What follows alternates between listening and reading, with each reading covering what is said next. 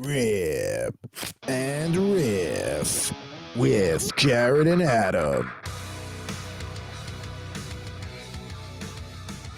Welcome in to another edition of Rip and Riff for your Labor Day weekend and our Labor Day weekend here on the Better Sports Network. I'm Adam Bernard, and with me, as always, is Mr. Jared Moore. Jared, how are we doing on one of the better weekends of the calendar year? It's one of the best weekends. You got football's right around the corner. Football's actually here if you're into college football. It's week 0 in college, so get excited for that. It's Labor Day weekend, so one last if you're into making the summer beach trip, you could do that. If you're like me and you like to spend all of your free time when you're not working in an air-conditioned casino or playing video games, that works too. You do what makes you happy, Adam. And to the listeners in general, you do what makes you happy. Exactly. It's Labor Day weekend, which means you work hard, so you get to play as hard as you want, or relax, whatever you want to do. This is now we're old, so we're not going to play all that hard. No. The days of playing hard are. I was just in LA last weekend with some buddies from Metallica, so there'll be no playing hard this weekend. There'll be grilling, but there'll be no playing hard. Now, college football, I believe the first Saturday is last weekend, but then today is like the first real Saturday where there's literally, if I'm on the West Coast, there's games kicking off at 9 a.m. all the way to like 7 o'clock at night. So that is one thing that I think college football has. There's literally not a gap in action at any point in the day from noon Eastern till about 1, 2 in the morning sometimes. And if Hawaii's got a televised game, then 100%. And it's also the one weekend of the year I'm actually kind of into college football, because once the NFL starts, like you and I we'll pull back the curtain a little bit here. You and I are both native New Yorkers. College football in New York, not that big a deal. New York's a pro sports town. It's a baseball town first and foremost, but obviously football is very big there as well. You have a lot of Giants fans, a lot of Jet fans, a lot of fans of the national teams like the Cowboys, the Steelers, the Patriots, the Packers, all that sort of stuff. So it's really the one weekend of the year where, like, as a New Yorker, I was like, all right, I'll watch some college football. We'll kind of get the juices flowing a little bit, because, we work, 5 days a week during the week, and we're not complaining about what we do, but you need a little time during the weekend to relax. And if you're going to give me the choice between the pros and college, I'm going to take NFL Sundays 10 times out of 10. It's just how it is. It's how I've come up, and I think it's how a lot of people who grew up where we grew up sort of look at that. But I'm excited for college football this weekend. Let's go, baby. Now, if you give me a choice between college football or baseball, then it's college football pretty much all the time. Depending upon if how the Yankees are doing, which they're irrelevant at this point. Now, you're right. Growing up in New York, when we were kids, they tried to cram Syracuse down your throat and Penn State down your throat. Rutgers, right. Other than that couple of year window under Greg Schiano, his first time around, Rutgers always stunk. So and Notre Dame, in New York, if there was a college football team in New York, it would be Notre Dame. Me and my dad, not that we're big college football guys, but he served in the Army. If you've never been to a game at West Point, you should absolutely go up there. It is a very unique, not just college football experience, but just football experience, period. It's a unique atmosphere. I'm sorry to interrupt you, but I live 20 minutes away from West Point, and I try to get up there once a year if I can. Even though I literally just spent 5 minutes talking about how I don't watch college football regularly, but yeah, it's that cool. It's that unique, right? But just generally speaking, like most New Yorkers, unless like you either grew up like somewhere in the South, or you went to one of the schools, or like you kind of grew up on like watching Penn State games or watching Notre Dame, like for the most part, people here do not have a college football team. I think the Syracuse thing is one that's kind of pushed by a lot of people in our industry who work in sports media who happen to hail from that university. And one has nothing to do with the other, Jared. Absolutely nothing but to do with the other. Right. But I think that's where a lot of that narrative comes from. And a lot of the other schools, like Rutgers, for example, they had like those 2 years under Greg Schiano, but they've also been irrelevant for the other 38 years of my life and long before that. So it is what it is. But, enough about college football, Adam. We've ripped along enough. I think it's about time we rip some cards. So what do you got this week, my friend? Now, there's always the possibility that maybe one of the starting lineup figures later could be a college football guy. You never know. You just never know. Now, Oh, so today I'm going to be ripping. I'm going back to the early '90s. You know me. I love my junk wax era stuff. I got plenty of it in the closet. We're going to a French edition of the Upper Deck 1990-91 hockey series, NHL, or if you're French, LNH. So we're gonna get some. We're gonna go bilingual today here on Rip and Riff.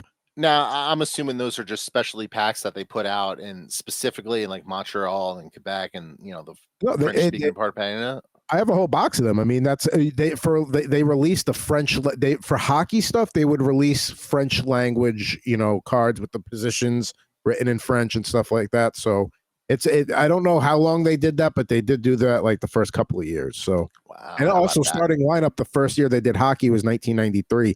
They had a whole Canadian edition, even though it was the same exact thing as the American. It was just the box is different. But Well, it's kind of like a couple of years ago when we had the pandemic year in the NHL, and they literally had the Canadian division. It was just the 7 Canadian teams north of the border because of the travel restrictions and whatnot. that All was right, fun. so that I'm excited for the hockey pack today. I'm gonna go to the diamond. We're gonna do a little baseball here. You see the little thing in the corner right there, right below me, right? Yeah, you got the Right old down there. Topps packs there. The old Tops pack. So let's go with the authentic thing. Tops Look at 1987 that. baseball cards, a stick of gum, and 17 baseball cards from 1987. And because we're kind of going old school with an older pack, let's also go a little more modern. So we got a Tops Heritage pack from 2021, 9 cards, but they're all going to be designed to look like the retro baseball cards as well. So I'm really excited to open up this pack. And just to illustrate the difference between the two of these packs, this one, 40 cents. This one, $8. Yeah, So it kind of says all you need to know about how much the hobby has kind of grown in the last 3 decades, and how expensive it's gotten, because I'm sure 40 cents was probably the price at the time in 1987 to get a nice pack of these cards. I mean, heck, I remember when like spending $4 on a pack was like, whoa, you're going top shelf today, man. Look at you getting the $4 pack. Now Right. that's like, whoa, $4. Give me like 7 of those. You know? 100%, yeah. And I did not pay 40 cents for that pack, by the way. I Now, but what you've done now is you've gotten the green 87 pack, so now you got to find the 88 red one and the 89 blue one and open those on the show to complete the logo. I think I have the 89 behind me. I have a few more packs of the 87. I don't have the 88, so I'm gonna have to go on eBay. That'll be maybe when we get off this recording here, maybe we'll go down that little eBay rabbit hole. Let's see if we can find that out there and complete the set. I'm excited for that retro pack. I love when they do like the old throwback look with the modern players. It's great. It's really awesome. But I guess I'll get us kicked off here with a little hockey, which is Let's go, also baby. what, a little over a month away, about 5 weeks away now. Very excited to have this puck drop this season. And don't forget, Jared has his daily hockey picks, and I'm over at Better Hockey Now with Chris Moraes and Anthony Rivera. Sorry, let me get the pack in front so you can get that sound. I mean, that's why we're here, right? Oh, yeah. Oh, yeah. That was satisfying. That was a good one. All right. Now, let's see here. All right, we got a name right off the top. Let's take That's a look. always nice. I like that.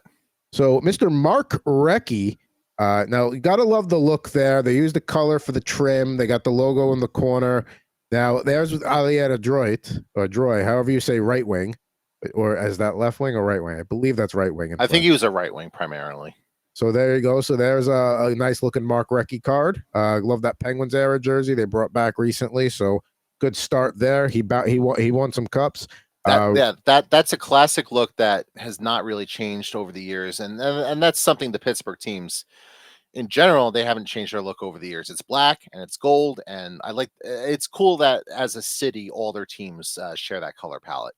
Only city that does that in pro sports that has that's like 3. Like, if you have one team, you can't be like, oh, it's one team. So we got the Penguins there, and what I like about this now, my favorite set of all time is the year after this, the 91-92 Upper Deck, that look. But this is right up there with it. I mean, and this is Wendell Clark here, Allier Gaucher. So I don't know that one is left and one is right. So we'll say that's left, but Wendell Clark, and look at that Leafs era jersey there with the Leafs on the shoulders. That was like the end of the 80s right there. That was like the end of that like look. That was a good one. That's a fantastic look. And Wendell Clark is one of those guys. I know you and I are old school video game guys. I'm sure you've played NHL 94 and 95 on the Sega Genesis a bunch of times. Wendell Clark was one of the first guys I would always trade for. Whichever game let you actually make trades, he was always one of the first guys I would go out there and get. And like I would always play the devil as the devil, so I would always trade away like Stefan Richer and Pat Verbeek, and I would bring back like Wendell Clark and like Dino Ciccarelli. I mean, listen, Wendell Clark was a hell of a player, but I don't know if those are some trade. That was also the fun part about those video game trades was like just like stacking your team, like when you just wanted to like when your fourth line was better than everybody else's top line. Oh, like, 100%. Yeah. Now we go from a Leaf to a Canadian, Mike McPhee. Not really a big household name there, but a good-looking card. Nice picture there. The referee in the background. You're underselling it. What a mustache there. Yeah, that's true. He does have quite the soup strainer there. Yeah, I mean that's the look nowadays too. So it always comes back. We got a couple of back-to-back blues here. Neither really big names here. Rick Meager, and then who was once a captain of the Blues. Good-looking Blues jersey, that white one there. And then that's a look that hasn't changed a lot over the years either. Yeah, I mean the Blues still have a very, very similar look. They had that era where they had the music, like the red with like the music notes on the cross of the bottom of the jersey, like that was. I have one of those in the closet. I love that jersey. But yeah, other than that, they've pretty much always stayed to that white, blue, and yellow, and maybe it's like changed slightly, but it's been pretty similar. And then there's the blue jersey we talked about, goalie Vincent Riendeau. What do we got about him? He'd played with the Blues for a couple of years and the Canadians before that. And then if the the name of the goaltending position there, if I can get it to come up on the screen. Come on, autofocus. We can do it. Come on, autofocus. Yeah. It's something Del Goal or something. It's Gardien de But. B-U-T. But. Yeah. Guardian of the Butt. God, what are we, 12 years old? Paul Ranheim, Calgary Flames. Good player. Again, you're underselling it. Pulling back the curtain a little bit, I'll send you a little Beavis and Butthead and Simpsons clips on the Slack channel that we have. So you and I have very similar. I think that's why we get along so well. It's because we all like the same stupid things. Yeah, they are stupid things. Now we have a member of the 1980 Miracle on Ice team, Dave Christian. How about that? Played with the Bruins at that point. There you go, autofocus. Again, just love the look of these cards. Like this was ahead of its time for 1990-91. And I like the on the bottom with the Boston Bruins font and the multiple colors they use for it as well. So if Wayne Gretzky had Brent Gretzky, Neil Broughton has his brother Aaron Broughton. So there you go. Broughton. I think Aaron Broughton also I think he played for the Devils at one point. I know Neil Broughton did, but I think Aaron did as well. So yeah, the old North Stars logo there, which is I'm glad the Wild went back to that color scheme, or going to try and go back to that color scheme with their current jersey look, with that green and yellow. I mean, I love that look together. That's probably why I have a soft spot for the A's, among other things. What team's he with there? Minnesota, the North Stars. The North Stars here, yeah. And who else did he play with? Devils. He played for the Devils for 8 years. He was on all those '80s teams that stunk. That's why I kind of forgot about him. Well, there you go. He's he was there through the lean times. Now here's an underrated defenseman, Doug Lidster. He was on the 94 Cup Rangers team. He'd played with Vancouver before that. Strong player overall. Can't go wrong with a guy like that on the blue line as your bottom pairing guy. We get another defenseman, or as it says on the card, défenseur. There you go. And by the way, I haven't shown center, but that's literally center with E and R flipped around at the end. There's a nice shot of Craig Ludwig. Good Canadian jersey there. And now we're going to close with a couple of Hartford Whalers here. So you always love that. First, you got Jody Hull with the classic green Whaler jersey. And the last guy is a guy you've already mentioned today in a trade you made in a video game, Pat Verbeek. How about that? Little ball of hate, Pat Verbeek. Which is, I'm glad you said that, because that is one of the best nicknames in sports history. The little ball of hate. I mean, come on. It's perfect for hockey, number one. I mean, if you're going to have a little ball of hate, that's the sport you got to have it. 2, it was absolutely true. And 3, that guy, listen, He would do well in today's NHL, Pat Verbeek. He could definitely play in today's NHL, 100%. And I think he's doing a pretty good job as the GM of the Anaheim Ducks now. Like I mean, look, they're still a few years away. They got a lot of work to do, especially like on that blue line. But they're starting to get some young prospects in there. They just had the number 2 pick in this past year's draft. They took the center. I think his name's Carlson, the Swedish guy.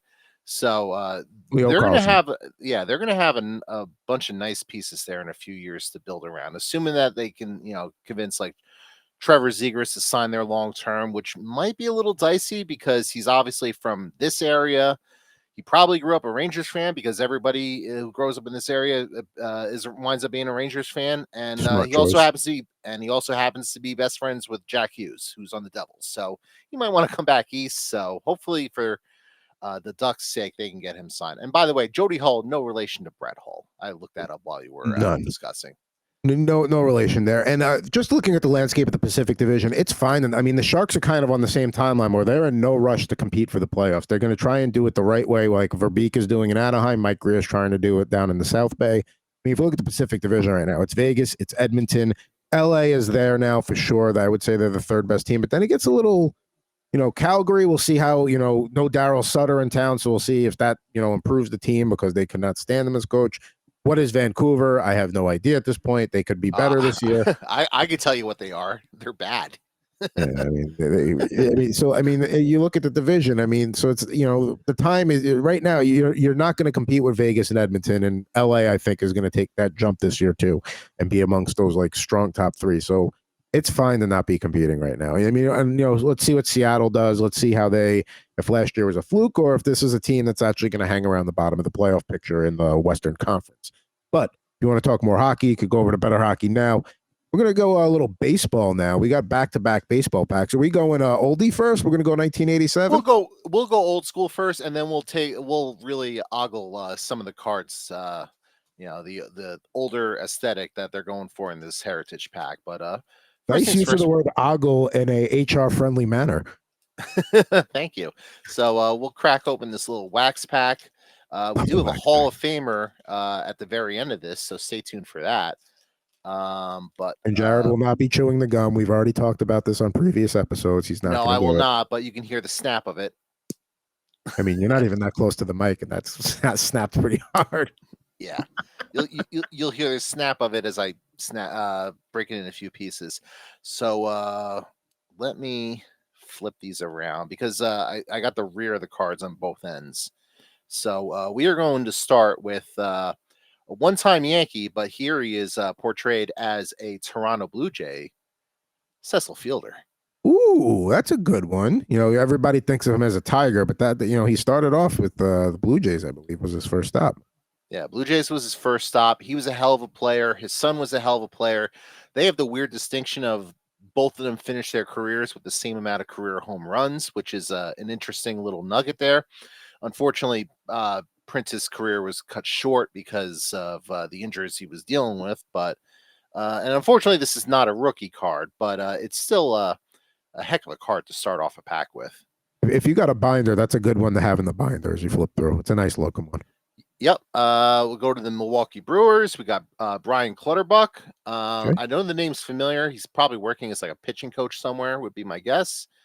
But this appears this is not a rookie card as well. 86 was his first year with the Brewers. Let's see. Mike Smithson from your Minnesota Twins.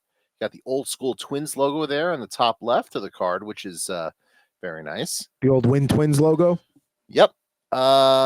Jay Howell from the Oakland A's. All right. Nice. I love the green and yellow again. They talk about it earlier with the Minnesota North Stars, but there it is with the A's. Good look. And all these cards share this, but I love this as well. I love the wood panel on the outside of it. You remember back in like the 70s and like the 80s, everything had like a wooden panel. TVs had it. Like if you had an Atari, like that had it. I mean, I grew up in a home with wood paneling as the walls for like most of the house. So yeah, right. I know. So yeah, this was very much the wood panel era. Yes. Daryl Boston from the Chicago White Sox. And He was a good defensive outfielder, Darryl Boston. He was with the Rockies. I believe he was with the Mets for a little bit too. But I love that White Sox look. That is a 1980s look baseball player right there with those I love glasses. that.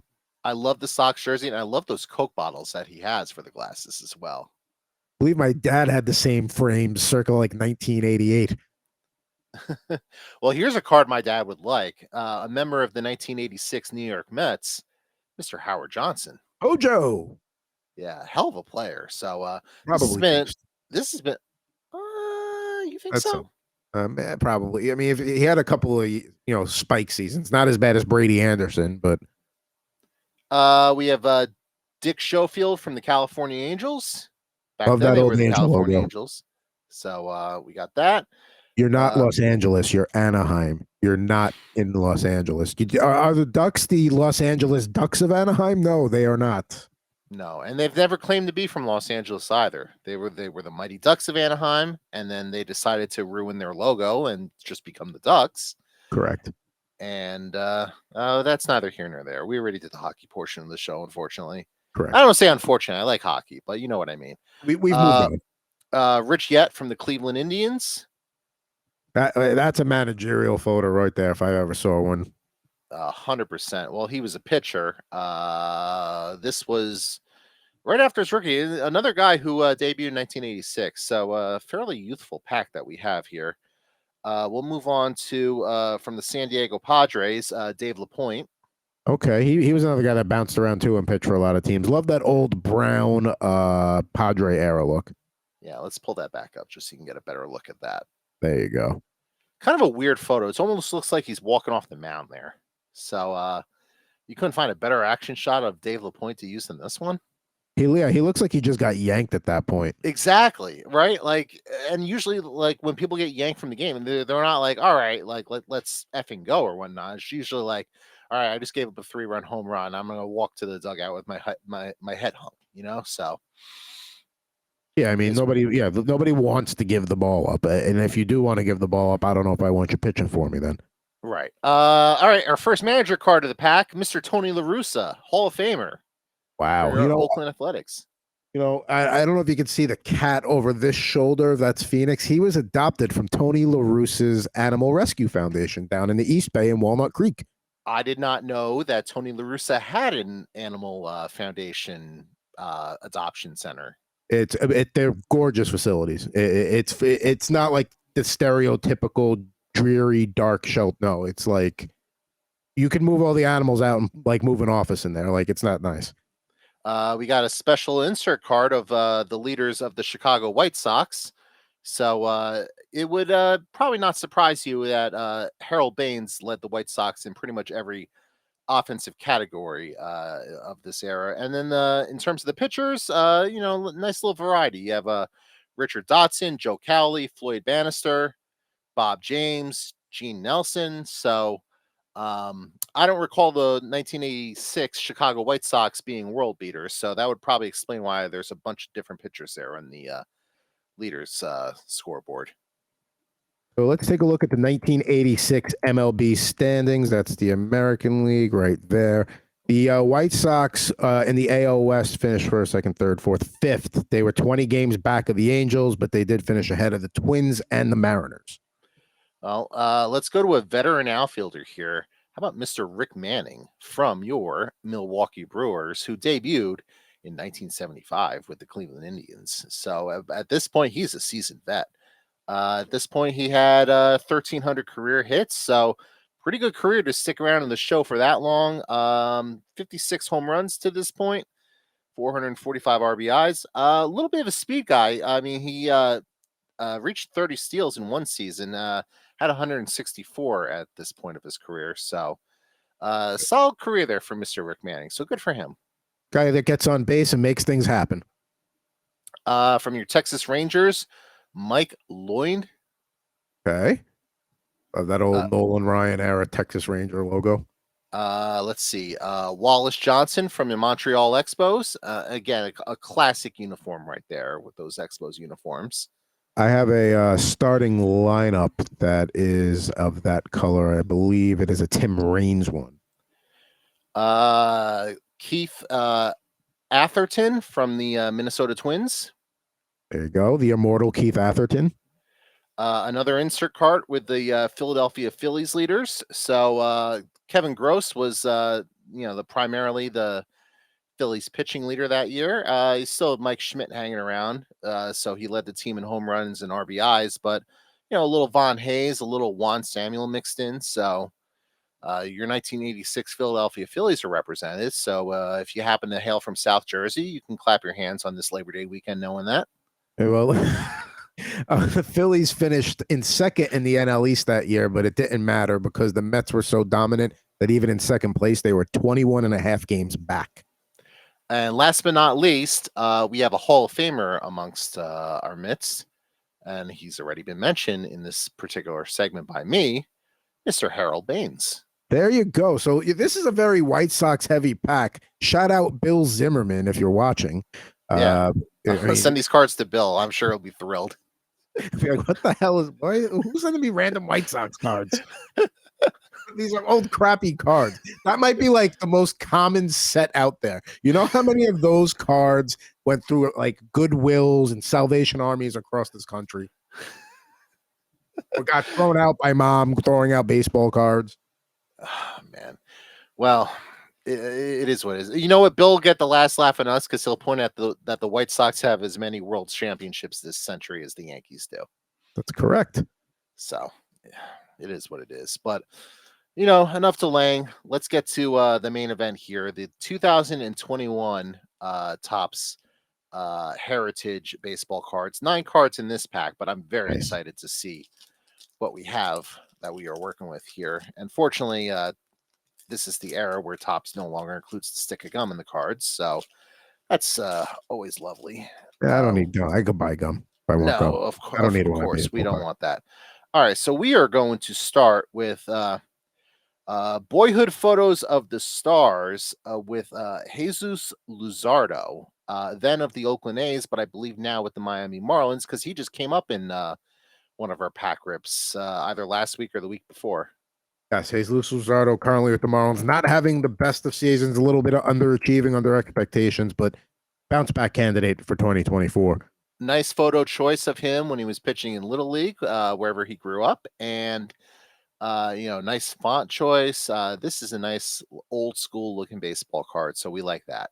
And it's a cool concept for like a subset, like the Little League photos. Now he was born in Lima, Peru, so that could be from his days down there. I don't know when he came here, but from your Kansas City Royals, Mr. Hunter Dozier. Ooh, that's also a good looking card there with that kind of theater marquee kind of like border to it. Yeah, I like that. I like that. I like the shot of. Well, it looks like this was probably taken during spring training. That's when they take most of these photos, is during spring training. So I'm sure it's somewhere in Arizona. 2021 rookie stars from the Los Angeles Dodgers, Keibert Ruiz and Mitch White. Now Ruiz is he's with the I believe the Nats now, right? I think so. Wasn't he in? He was in. He might have been in the Trey Turner trade. I want to say about right. Yeah, don't hold me to it. No, he's like if you got to pick a guy, he's not a terrible fantasy option at catcher at an awful position. Yep, and it does have the stats of both players on the back of the card as well. So that's cool. You like that, and I like that the back of the card looks like it doesn't look too different than the back of one of these other cards. And it doesn't have the glossy finish. It has the same texture too. Yeah, it's very similar texture, very, very similar look. Obviously, it's different color, but for the most part, they basically looks the same. Like if I put this card face down and where you only saw this part, and put a bunch of other cards down, and you didn't have reading glasses and you couldn't read that it was from 2020, you'd probably have a hard time picking it out. All right, so from next we have from the California Angels, Los Angeles Angels, Anaheim Angels of Anaheim. Future Hall of Famer Albert Pujols. There you go. Again with that cool marquee look on the border of the card. And you know what? Cool pose by him on the card too. Like this is Albert Pujols saying, "I'm a I'm a Hall of Famer. I'm a bad man. So I got to go back when I was we were in the Sirius XM days. The year that the All-Star game was in St. Louis, but the new Busch Stadium had just opened. I want to say it was like 2009, something like that. I was there for the home run derby that year.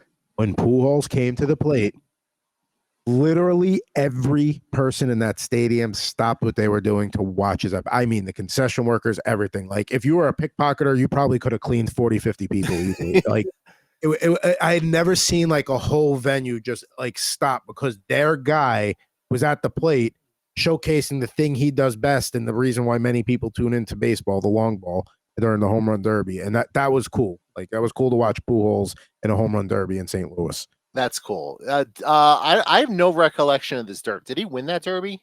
I forgot because honestly, like, yeah, I like the home run derby for the first like round or two, and then I'm like, all right, I can't watch it. It gets tedious after a while. It gets boring, especially if you've gone to one. Like, I think I've mentioned on the show before. I went to the one at Yankee Stadium that Josh Hamilton. That Josh Hamilton didn't win, but he's the only person anyone remembers from that. So apologies to I think Justin Morneau, who did win that home run derby. Let's see. From your Cleveland Indians, Jose Ramirez. Guardians. Cleveland Well, at the time, this was Cleveland Indians. Good call. So yeah, but Jose Ramirez, what a player. He's wearing the Indians jersey, and yeah, a heck of a card here. And the back of the card, by the way, remember the Simpsons pack the other day where it was part of, like, you put a bunch of these together, it's part of a puzzle. That's what this one appears to be. So I'm not sure who the puzzle is. I'm not even sure what the right way to display this is. I think I probably had it right the first time, but it's kind of it looks like a number 10 there, but I just don't, not sure what we're building towards. I'm not sure either, and it doesn't appear to say on the back of it. It just says puzzle A, so that might be something for the Google machine. Let's see. From the Atlanta Braves, one-time Yankee Shane Green. There you go. Also, nice spring training pose there. 2021 rookie stars from the New York Mets, Ollie Sanchez and Franklin Colomi, which raises the question, who are Ollie Sanchez and Franklin Colomi? Because if they were still on the Mets, they probably wouldn't be in dire straits right now that they are. I mean, New York baseball is just atrocious right now. It is just. I'm not saying that to pick on the Mets. Like, the Yankees are. The Mets have a worse record, but the Mets have a much brighter future than the Yankees. For sure. Yankees are on the decline. Mets, it's I know it's tough to continue to have hope for them if you're a Mets fan, but like you said, the future is definitely brighter in Queens than it is in the Bronx. All right, 2 cards left. James Karinchak from the Cleveland Indians. All right.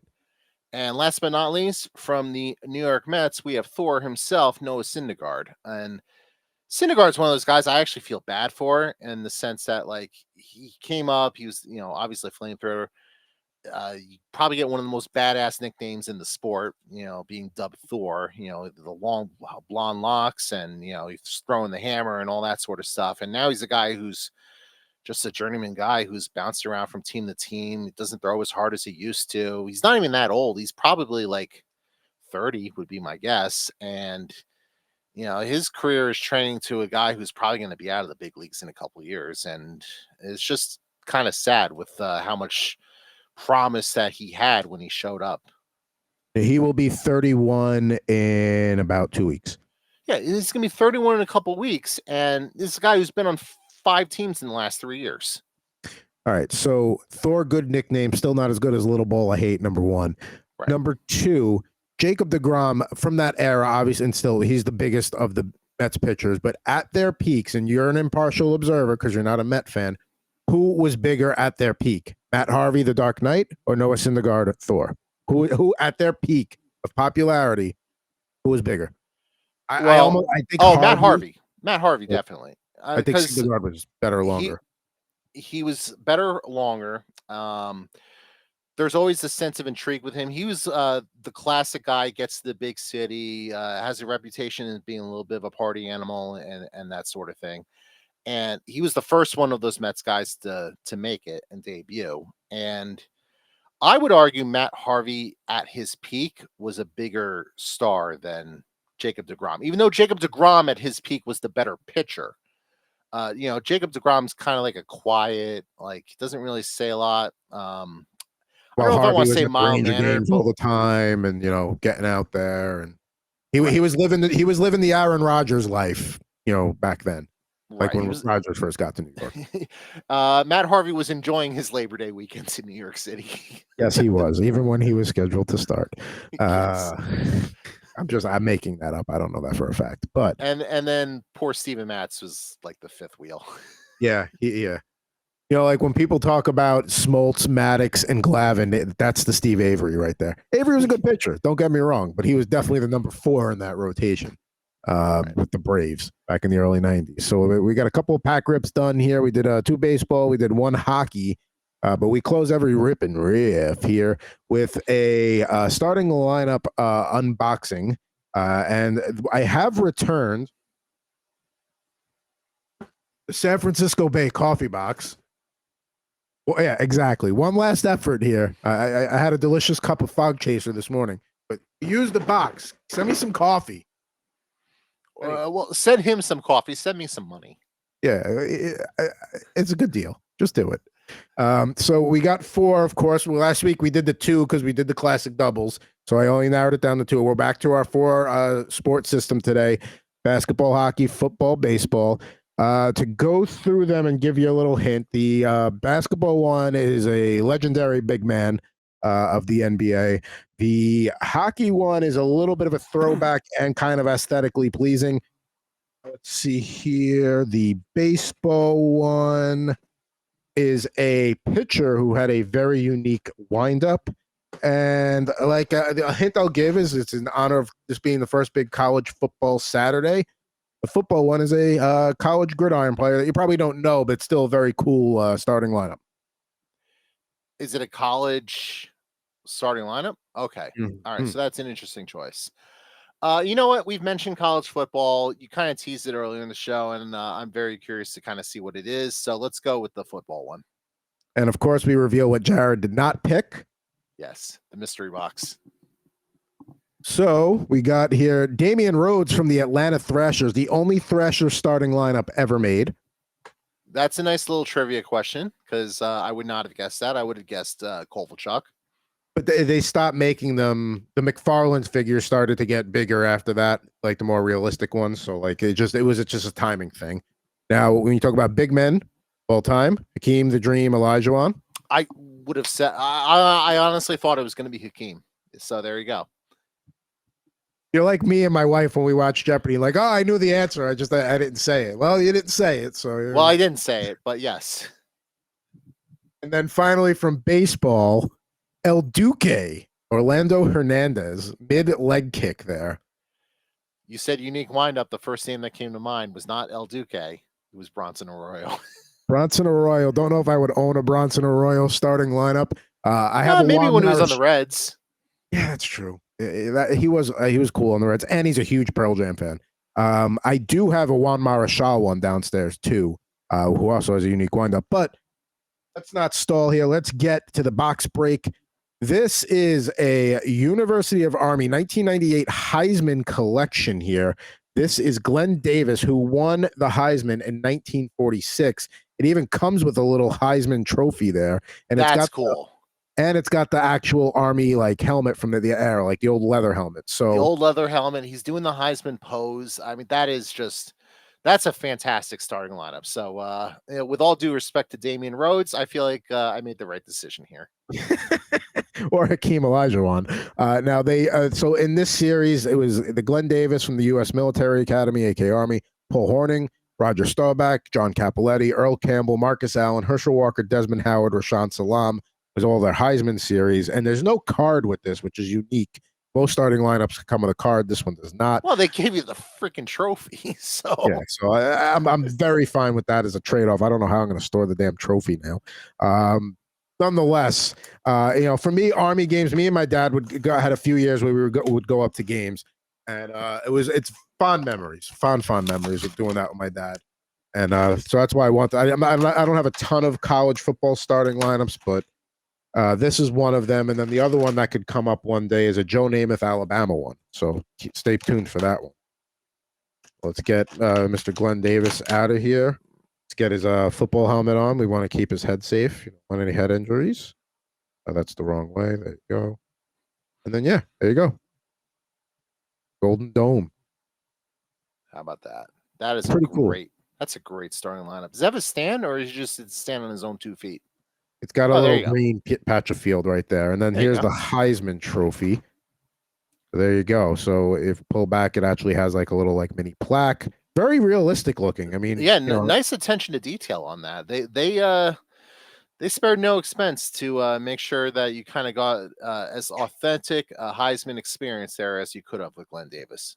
You know what? I'm going to start hunting for the Desmond Howard one because I liked Michigan. So that would be the other one I would want from the Heisman collection from the 1998 series. But there you go. So he's going to be a part of the starting lineup studio audience next week here on Rip and Riff. Let's take a look at who's in the audience this week. Of course, we got Joe Montana and Dwight Clark from last week up there at the bookending the top row. And then in the middle, it looks like we got Don Mattingly trying to take a baseball swing at Montana's midsection there. So don't know what the aggression is for. And then we got Charles Barkley from Team USA 1996 trying to play defense on Dwight Clark, but he ain't getting in the way of history. No. The round mound or rebound is good at a lot of things, but he's not stopping Montana to Clark. No way. Then on the bottom row, we've got a few defensemen here that I decided to trot out. We got 2 Brian Leaches. In the middle, we got a 1998, and then on the right, the cup-winning 1994 year. And then on the left, Sandis Ozolinsh from the Avalanche. I also have his San Jose Sharks one. They only made 2 Sharks starting lineups. His was one, Arturs Urbe being the other. So there you go. There's the starting lineup studio audience for now. Can I ask a question here? Sure. Obviously, I know you're a big Rangers fan. Was there a particular line of thought as to why you went with 2 Brian Leach starting lineups here, other than one is a different jersey? So there are 2 reasons for that. Number one, they didn't make a lot of defensemen, like Ray Bourque, Brian Leach. Trying to think, Rob Blake, like they made a few, but they didn't make a lot. Number 2, through the magic of pre-taping this, because that's what the beauty of this show is, we can record them in advance. On this week's Better Hockey Now, that'll be coming up soon. That was already a few weeks ago at the time of this recording. We're focusing on defensemen this week, so that's why I got the 3 defensemen trotted out there. So that episode aired by the time this one actually gets to air, but that's the reason for the 3. How about that? All right, that's a good story. I'll accept that. There you go. Glenn Davis. Army. Now, when you display him next week, you're going to have to put the Heisman in front of him as well. I think I can make that work. I got it. That's the stand I got for like $17 on Amazon. Is pretty nice. I got to say, it does its job. I mean, I knock it over once in a while, but there you go. God, my throat is. It's been a long couple of weeks here at the Santa Rosa offices of Better Sports Network. So. Would you like me to wrap the show and save your voice? No, I think I could get us through here. But that'll do it for this edition of Rip and Riff here on the Better Sports Network. We'll be back with you next Saturday, the day before the NFL season kicks off on Better Sports Network here. For Rip and Riff, for Mr. Jared Moore, I'm Adam Bernard. We'll be back with you soon on R&R.